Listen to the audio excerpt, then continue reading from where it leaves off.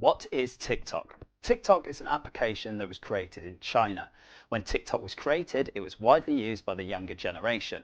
Teenagers particularly liked it because it was an easy way to allow video exchanges, which was a lot of fun. It was also used for music. Users upload music videos where they can synchronize movements of their lips with the music, which became a surprise sensation. People then started to upload original videos and become influencers, users that others looked up to for ideas. You can upload videos with durations of 15 seconds, and you can also share these videos on stories. These videos have a duration of 60 seconds.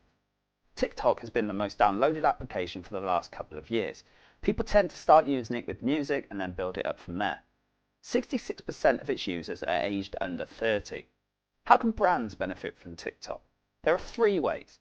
First, the user can create their own channel and upload videos that they consider to be relevant. Second, the user can work with influential people to help their content be sent out and about and get in front of more people.